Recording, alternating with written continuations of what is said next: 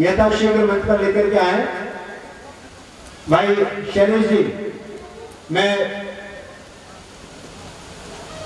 भाई शैलेश जी यथाशीघ्र मंच पर पहुंचो, स्मृति चिन्ह लेकर के आओ। और आदरणीय विधायक जी से जब मेरा संपर्क हुआ तो मैंने देखा कि वास्तविकता में सरल और सहज व्यक्ति है और इनसे हमारा काम बन सकता है। तो मैंने इनके बीच में अपनी बात को रखा और उन्होंने कहा कि नहीं आचार्य जी, जो हो सकता है मैं उस पर विचार करूंगा। आज अपने आप अभी जब पहुंचे, राज्यपाल जी के समय पर लेट हो गए थे थोड़े से, तो आते उन्होंने कहा कि आचार्य जी मुझे कुछ घोषणा करनी है आज।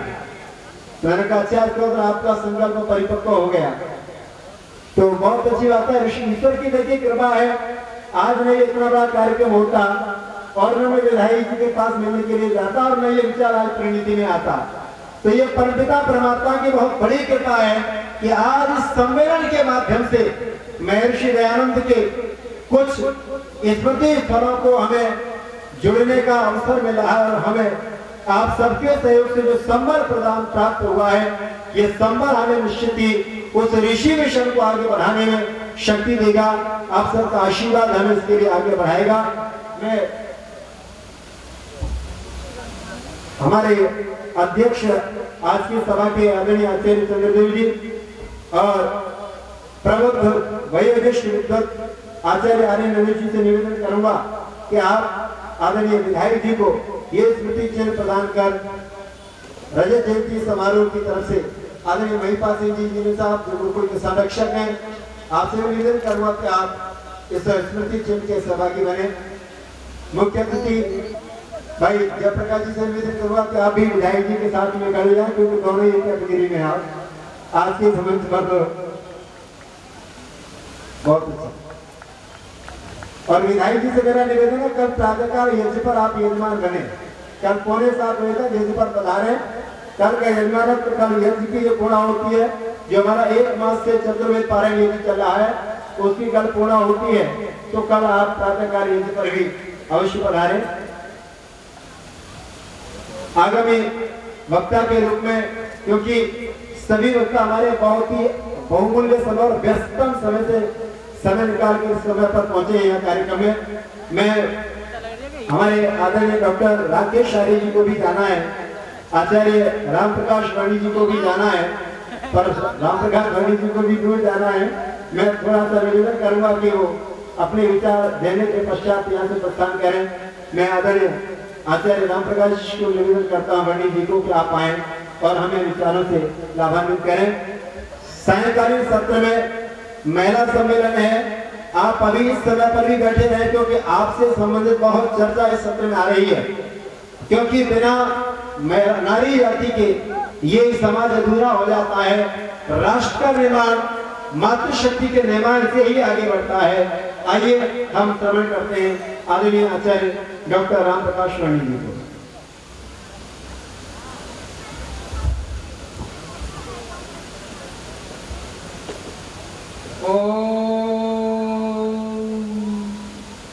स्वस्ति नः इंद्रो वृद्धश्रवाः स्वस्ति नः पूषा विश्ववेदाः स्वस्ति नस्तार्क्ष्यो अरिष्टनेमिः स्वस्ति नो बृहस्पतिर्दधातु। ॐ शान्ति शान्ति शान्ति।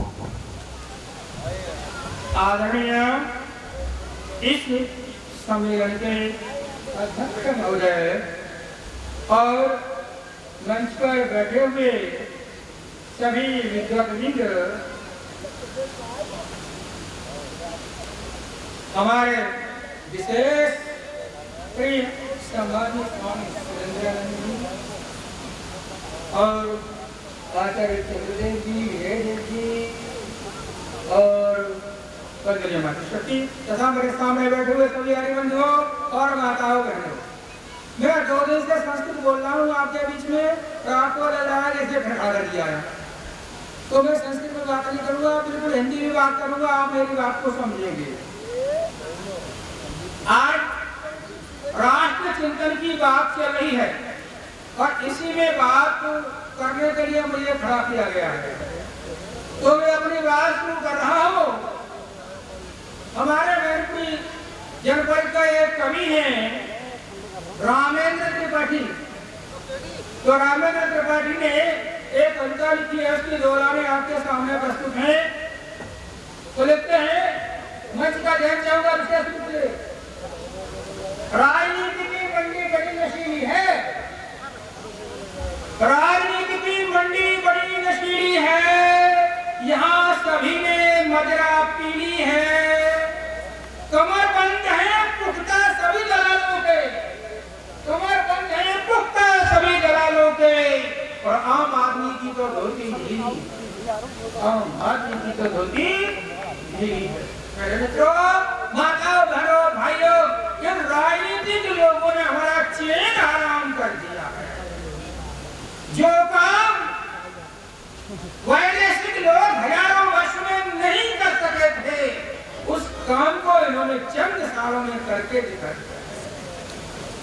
महर्षि स्वामी दयानंद जी महाराज ने अपने अपरिमित त्याग, तपस्या, ब्रह्मचर्य और तपोबल से जिस सारी समाज की जड़ों में खून का पानी डाल के सींच करके बड़ा पौधा तैयार किया था, उस महर्षि दयानंद जी ने निर्मापित समाज में ये गुण बन करके ये पापी चोर उसको रह करके निरंतर कुतर रहे हैं, और कुतरते हुए भी दिखाई नहीं देते हैं। तो दिखाई देने के बाद भी इनके रोज में दो शब्द कहना तो दूर, इनको हार और इनको हार और उपहार दे करके हम क्या सिद्ध करना चाहते हैं? अरे बदतमीजी कर रहे हैं आज फिर घोड़े चमन में, साथियों उंगली उठाने का जमाना आ गया है।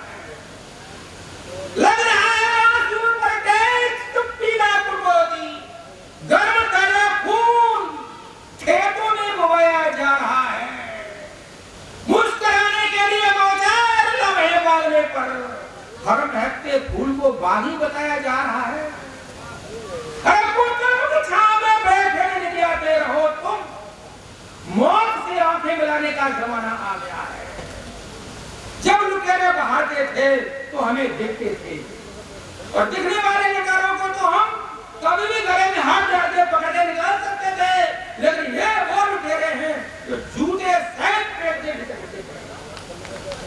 इन लुटेरों को कैसे पकड़ेंगे हम?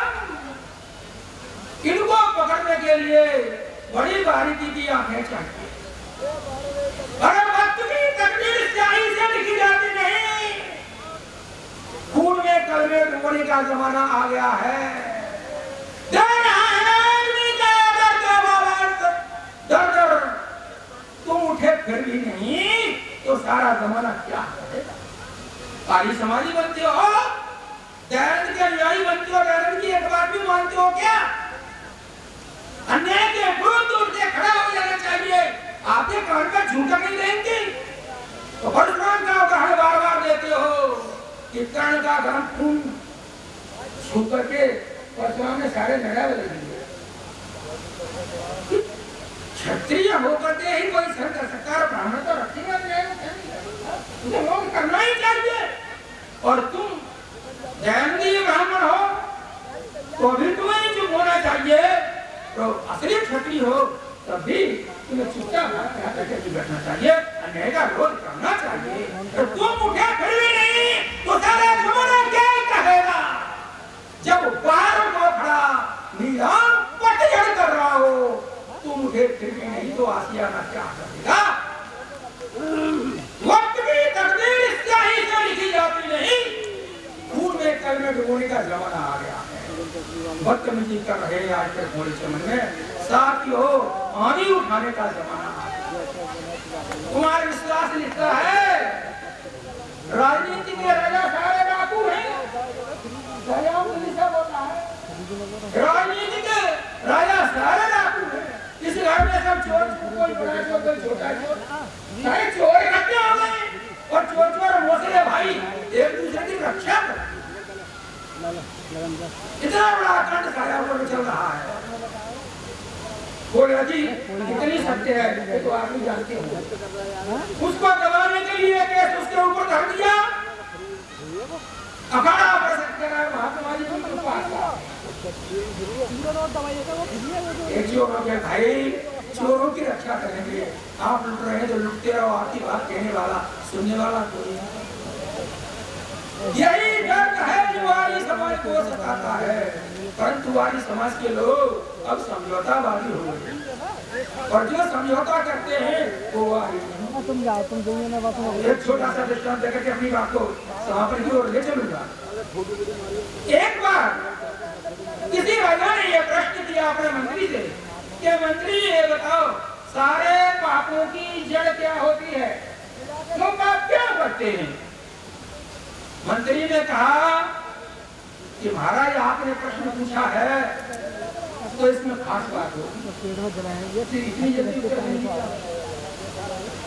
काशी में बड़े बड़े पंडित रहते थे, राम प्रसाद त्रिपाठी तो सुकुइया कंठ है, तो कोई छोटा सा भी प्रश्न इनसे करता था तो वो उत्तर देते थे चल बता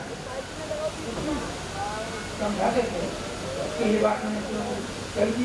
तो इसलिए कहीं के पूछने वाला कोई गंभीर आशा लेकर के भी पूछ सकता है, उसके सभी पूर्व उत्तर पक्षों पर विचार करिए। कल उत्तर अभी का उत्तर निकलेगा तो मंत्री ने कहा महाराज आपने प्रश्न किया है तो हम अच्छे दिन का समय चाहते हैं, इसके बाद जवाब दे देंगे आपको, तो ले जाओ, एक सप्ताह की छुट्टी ले जाओ। मंत्री जी एक सप्ताह की छुट्टी लेकर के और घोड़े पे बैठ करके जंगल में जाते हैं कि शायद कोई साधु सन्यासी महात्मा ऋषि मुनि मिलेगा तो वो हमें बता देगा हमारे प्रश्न का उत्तर। चले जा रहे हैं, चलते चलते दोपहरी हो जाती है, प्यास लगती है, दूर दूर तक कहीं पानी का ठिकाना नहीं है, काफी दूर हटे हैं तो उन्हें पता चलता है